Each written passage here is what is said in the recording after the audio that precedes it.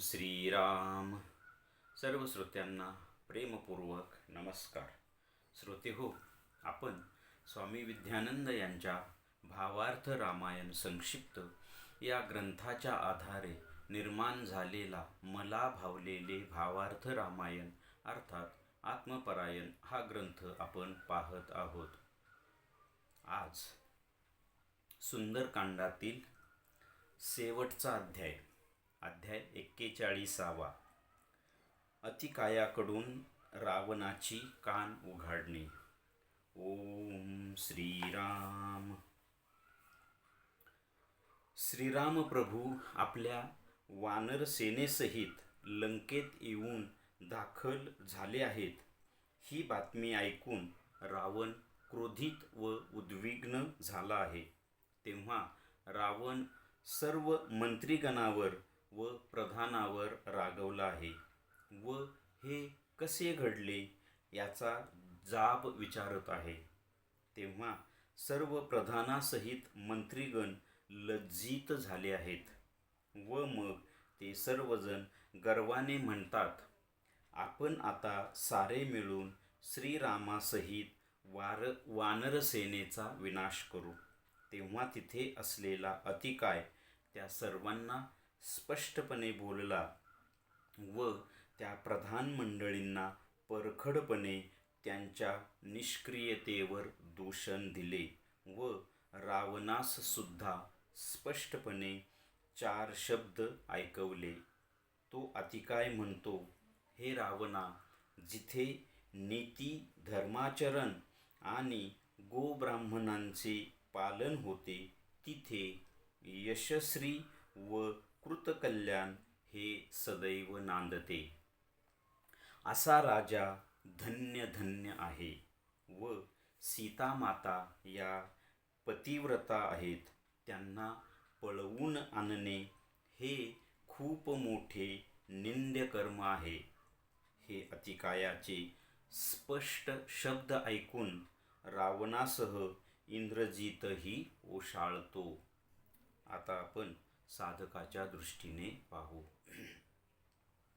साधकाने आपल्या अध्यात्म प्रवासातील हा महत्त्वाचा टप्पा आता ओलांडला आहे.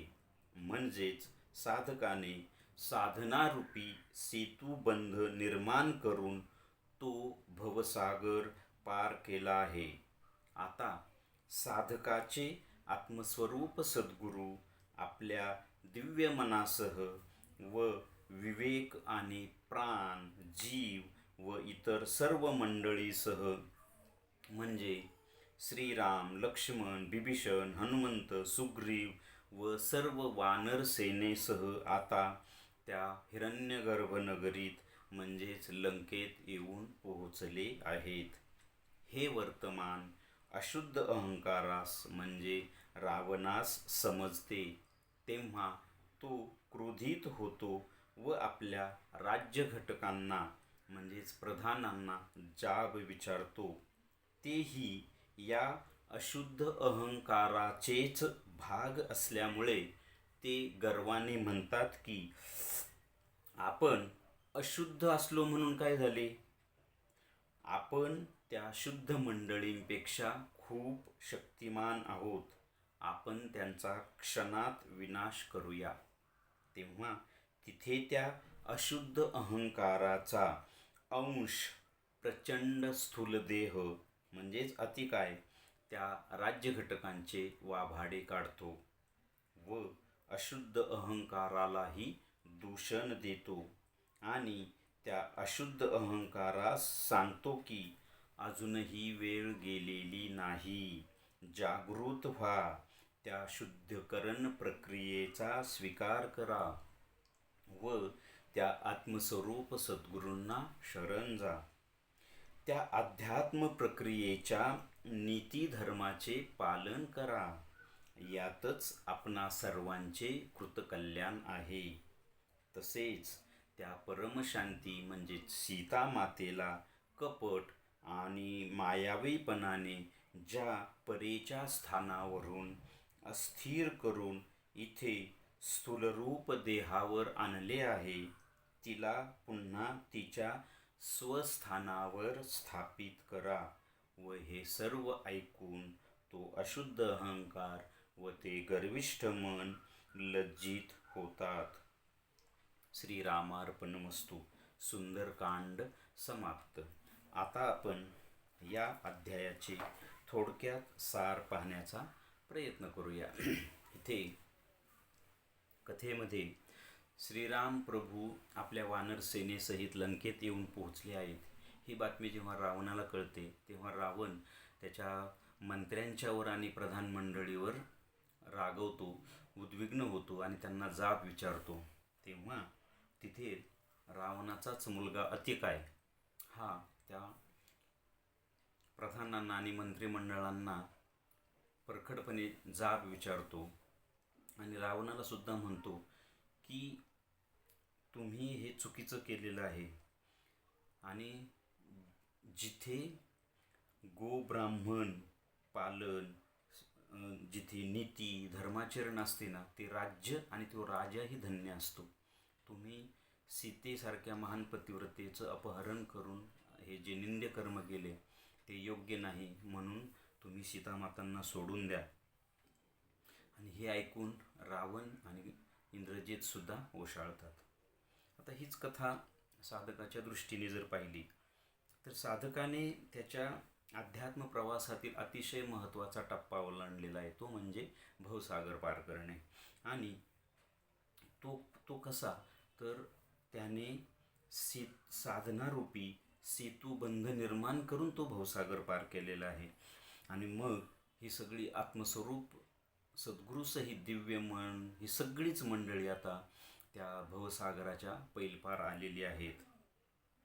आणि आता तिथे जो अशुद्ध अहंकार आहे तो त्या हिरण्यगर्भ नगरीचा प्रमुख आहे ना, तर ते जेव्हा ते अशुद्ध अहंकाराला समजतं की ही सगळी शुद्ध मंडळी, आत्मस्वरूप सद्गुरू, हे दिव्य मन, त्याच्यासहित सगळे प्राण, जीव, मन, हे सगळेच विवेकासहित सगळीच मंडळी ही आपल्या नगरीत येऊन दाखल झाली.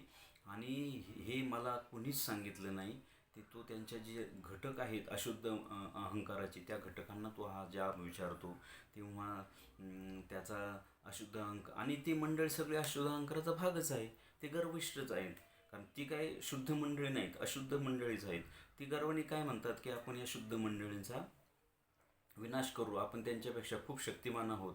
आणि तसं जर पाहिलं ना, जर नीट विचार केला तर आपल्या अंतरंगात जर आपले मन, प्राण, बुद्धी, विवेक हे शुद्ध नसतील ना, तर ह्या अशुद्ध अहंकाराचं राज्य असतं ना. विचार करा, ज्याच्या अंतरंगामध्ये काही अंशाने का होईना मन, प्राण, विवेक, बुद्धी शुद्ध झालेली आहेत ना, तिथे खरं युद्ध सुरू होतं. पण ही सगळीच मंडळी अशुद्ध असेल तर ते युद्धच नाही. कारण सगळेच त्या अशुद्धपणाच्या राज्यात वर्तत असतात, राज्यात वागत असतात, त्या संसारात. म्हणजे हे संसार म्हणजे राज्य आहे, जीवन माझं म्हणजे राज्य आहे. आणि ही सगळी अशुद्ध असेल तर आपण सगळे अशुद्ध, जगणंही अशुद्ध, वागणंही अशुद्ध, त्याची फल निष्पत्ती पण अशुद्धच. परंतु ज्या साधकाच्या जीवनामध्ये अंतरंगामध्ये हे मन, प्राण, बुद्धी, विवेक हे शुद्ध झाले, तिथे मात्र हे युद्ध सुरू होतं. मात्र आता ह्या अशुद्ध अहंकाराचे जे घटक आहेत ते अशुद्धच आहेत. ते काय म्हणतात की या शुद्ध मंडळींपेक्षा आम्ही खूप शक्तिमान आहोत, आपण यांचा क्षणात विनाश करू. आणि हे जीवन आहे. विचार केला ना, आता महाभारतामध्ये जर पाहिलं तर जिथे कृष्ण होता तिथेच कंस होता ना, म्हणजे गोकुळाच्या जवळच कृष्णाचा जन्मच मथुरेत झाला. जिथे पांडव शुद्ध होते तिथेच कौरव होते. मात्र पांडव शुद्ध असल्यामुळे भगवान श्रीकृष्णाने कोणाची बाजू घेतली? पांडवांची बाजू घेतली. पांडवही त्याचे नातेवाईक होते आणि कौरवही त्यांचे नातेवाईक होते ना. परंतु त्यांनी अशुद्ध मंडळीची बाजू घेतली नाही भगवान श्रीकृष्णाने, त्यांनी शुद्ध मंडळींची बाजू घेतली. इथे सुद्धा भगवान श्रीराम ही शुद्ध मंडळींची बाजूने आहेत आत्ता. म्हणजे हनुमंत, विभीषण, सुग्रीव, अंगद, जांबवंत ही सगळी मंडळी शुद्ध आहेत ना, त्यांच्या बाजूने भगवान श्रीराम आहेत. आणि साधकाच्या दृष्टीने जर पाहिलं तर साधकाचे आत्मस्वरूप सद्गुरू म्हणजे साधकाचा आत्मा, साधकाचं दिव्य मन हे कोणाच्या बाजूने आहे? म्हणजेच ह्या शुद्ध मंडळीच्या, म्हणजे प्राण, मन, विवेक, शुद्ध बुद्धी, सात्विक बुद्धी यांच्या बाजूने हे आत्मस्वरूप सद्गुरू आहेत. आणि इकडे दुसऱ्या बाजूला रावण म्हणजेच अशुद्ध अहंकार, गर्विष्ठ मन, हव्यास, या सगळ्या गोष्टी आणि त्याचे राज्य घटक, त्याची प्रधान मंडळी, ही सगळी ह्या बाजूने आहेत. परंतु विजय हा कोणाचा होतो? शुद्ध मंडळींचा. आणि अशुद्ध मंडळींचा एकतर विनाश होतो किंवा त्यांचं परिवर्तन होतं. महाभारत तेच झालं. महाभारताच्या युद्धामध्ये कोण राहिलं? फक्त हे 5 पांडवच राहिले ना. ही अशुद्ध मंडळी सगळी विनाश पावली आणि भगवान श्रीकृष्ण अर्जुनाच्या बाजूने राहिला. ती कथा आपल्याला माहिती आहे पहा, की जेव्हा आता युद्ध सुरू होणार होतं आणि यांची सगळ्यांची सैन्यांची जमवाजमव सुरू झाली होती, तेव्हा दुर्योधन द्वारकेला गेला. भगवान श्रीकृष्ण झोपलेले होते, तर त्याला आता झोपेतून कसं उठावं म्हणून त्याच्या महालात गेला. परंतु तो श्रीकृष्णांचं ज्या बाजूला डोकं होतं त्याच्या बाजूला जाऊन बसला, कारण त्याला वाटलं मी राजा आहे ना, मी पायाजवळ कसं बसू. त्यानंतर थोड्या वेळाने अर्जुन तिथे आला. अर्जुन मात्र स्वतःला राजा नाही, परंतु तो भगवान श्रीकृष्णांचा स्वतःला शिष्य, मित्र तर होताच पण शिष्यही समजत होता, श्रीकृष्णांना आदर देत होता, कारण तो शुद्ध होता ना. शुद्ध मंडळी हे आपल्या गुरुस्थानी जे कोणी व्यक्ती असतील त्यांना आदरच देतात. तो पायाजवळ बसला. जेव्हा श्रीकृष्णांना जाग आली तर समोर अर्जुन अगोदर दिसला ना, दुर्योधन दिसला नाही. तर मग श्रीकृष्ण अर्जुनाला म्हणतात, अरे वा, हां तू आलास, हां. तर मग दुर्योधनाला राग येतो. दुर्योधन म्हणतो, अरे श्रीकृष्णा, मी त्याच्या अगोदर मी आले, तू आधी मला विचारायला हवंस, तू त्याला कसं काय विचारतोयस. भगवान श्रीकृष्णाने ओळखलं, हा अहंकाराने असं बोलतोय. बरं ठीक आहे म्हणे, तुला आधी अगोदर विचारतो, का आलास, बोल काय काम आहे. मग तो म्हणतो की त्यांचं आणि आमचं युद्ध सुरू होणार आहे, मी तुझी मदत घ्यायला आलोय. मग तो अर्जुनाला पण विचारतो. अर्जुन म्हणतो, मी पण त्याच कामासाठी आलोय. मग श्रीकृष्ण म्हणतात, दोघांनाही सांगतात, पण अगोदर दुर्योधनाला म्हणतो तू निवड, मी आधी, तू अगोदर आलायस ना, तुला मी चान्स देतो. तर मग म्हणे, हे बघ, माझं सैन्य एका बाजूला आणि मी एका बाजूला, कारण आता मला तुम्हाला दोघांना पण मदत करायची ना, मला एकाला मदत करून चालणार नाही. तर मग तुम्ही दुर्योधनाला म्हणतो तू निवड, तुला माझं सैन्य हवं आहे की मी एकटा हवा आहे. तर हा अशुद्ध मंडळींची बुद्धी ही दुर्बुद्धीच असते. तो दुर्योधन विचार करतो की एकापेक्षा लाखोने जे सैन्य आहे ते मिळालं तर फायद्याचं ना. तो म्हणतो नाही, तू नको, मला तुझं सैन्यच हवं आहे. आणि अर्जुन म्हणतो की नाही, मला फक्त तू एकटा हवा आहे, मला तुझ्या सैन्याशी काही घेणं देणं नाही. म्हणजे शुद्ध मंडळींचा विवेक शुद्ध असतो, बुद्धी शुद्ध असते आणि त्यांची निवडही शुद्ध असते. इथे इथे खरी साधकाची म्हणजे परीक्षा होते एका दृष्टीने.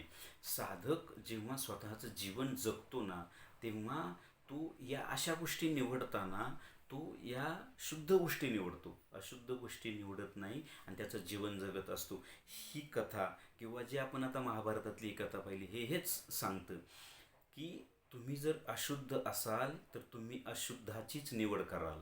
इथे कथेमध्ये रावण अशुद्ध आहे, त्यामुळे त्याची जी प्रधान मंडळी आहे ती सुद्धा अशुद्धच आहे. तेही पण गर्वाने काय म्हणतात की आपण शक्तिमान आहोत, आपण या शुद्ध मंडळींचा विनाश करू. साधकाच्या दृष्टीने त्याचा अशुद्ध अहंकार आणि त्याचे जे अशुद्ध घटक आहेत ते अशुद्धपणाचीच निवड करणार ना. त्यांचा गर्वानेच ते काय म्हणतात की या शुद्ध मंडळींचा आपण विनाश करूया. तिथे महाभारतातली आपण जी कथा पाहिली ते दुर्योधन कशाची निवड करतो? सैन्याची निवड करतो. कारण त्याला शुद्धपणा कळालाच नाही. कारण एकटा श्रीकृष्ण हे विश्वाचा विनाश करू शकतो ही गोष्टच त्याला मान्य झाली नाही ना. आणि अर्जुन काय म्हणतो, मला कोणी नको, मला फक्त एकटा तू हवा आहेस, तू हवा, तू जर माझ्यासोबत असेल तर मी या जगाला जिंकू शकतो. तसं साधकाने काय हवं आहे, मला फक्त ईश्वर हवा आहे. कारण ईश्वर माझ्यासोबत असेल तर मी जगावर राज्य करतो, मी वैश्विक दृष्टिकोन बाळगू शकतो, मी विश्वात्मक होऊ शकतो.